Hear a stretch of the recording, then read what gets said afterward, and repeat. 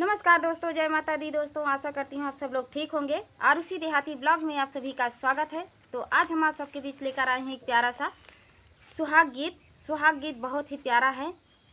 एकदम इतना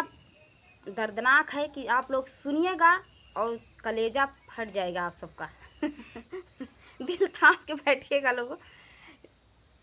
मतलब बहुत ही दर्दनाक है।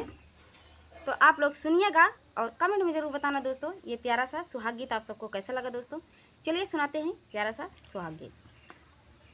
घोड़ा चढ़िया वाली मधु मातल रे बाबा, अरे मातल रे बाबा, अरे घोड़ा अरे ओ हुआ बे सुंदर बरसावार रे लाला नामा, अरे वो हो पाई सुंदर बरसावार रे लाला नामा, अरे घोड़ा चढ़िया वही मधु मातल ये बाबा, अरे मातल ये बाबा, अरे वो पाओ अरे वो हो पाई सुंदर बरसावार रे लाला नामा, अरे वो हो पर सुंदर बरसावार रे लाला नामा, अरे जाई के पहुँच अरे सासू दुआरवा, अरे सासू दुआरवा, अरे सासू करई परीक्षावन रे लाला नामा, अरे सासू करई परीक्षावन रे लाला नामा, सामारा सासू देखी दुल्हा डेराई, अरे दुल्हा डेराई ले रोकी दिहले पर छावन रे लाला नामा, अरे रोकी दिहले पर छावन रे लाला नामा, अरे सुना मोरे पापा हो सुना मोरे भैया, अरे अब नहीं कराबई बियाह रे लाला नामा, अरे अब नहीं कराबई बियाह रे लाला नामा, अरे सामारा सासू जी के समारी बिटियावा, अरे समारी बिटियावा, अरे नहीं करबई समर संग बियाह रे लाला नामा, अरे नहीं करबई समर संग बियाह रे लाला नामा, अरे हमारे ताबब बाबा दोस्त और यारावा, अरे दोस्त और यारावा, अरे हमारा के तना साबा मारई रे लाला नामा, अरे हमारा के तना साबा मारई रे लाला नामा,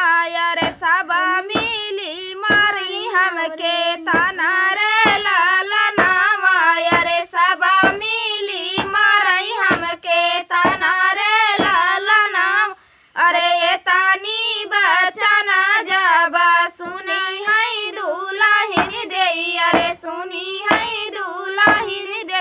अरे गोबर से निकालई झराई रे लाला नामा, अरे गोबर से निकलई झराई रे लाला नामा, अरे ऐसा दुल्हा संग करबई ना बियाहवा, अरे करबई ना बियाहवा, अरे भले बाबा रहबई कुंवार रे लाला नामा, अरे भले बाबा रहबई कुंवार रे लाला नामा, अरे गोरा सामर बाबा रचे भगवान, अरे रचे भगवान,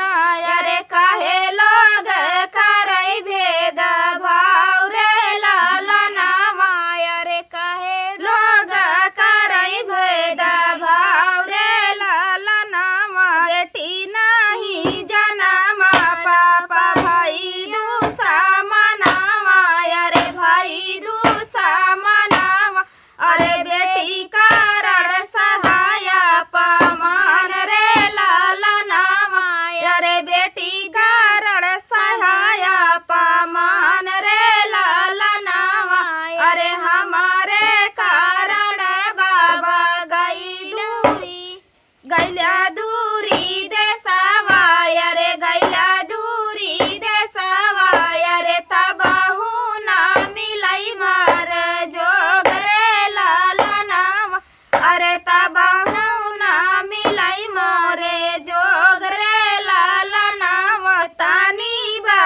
ना जब सुना ले हई पापा अरे सुना ले हई पापा अरे अखिया से गिरैला रे झरलो रे लाला नामा अरे अखिया से गिरई झर झर रो रे लाला नामा अरे दुआरा पे देखी बेटी पक्का घर द्वारवा अरे पक्का घर दुआरवा अरे गोर देखी खोजली दामाद रे लाला नामा अरे गोर देखी खोजली दामाद रे लाला नाम अरे भीतारा कई मरम बेटी हम ना बुझाले अरे हम ना बुझाले अरे कोई गईले हमारा से धोखा रे लाला नामा अरे होई गईले हमारा उसे धोखा रे लाला नामा शुरू की बात जब सुना ले हई दुल्हा अरे सुना ले हई दुल्हा अरे होई गईले मनावा मालिन रे लाला नामा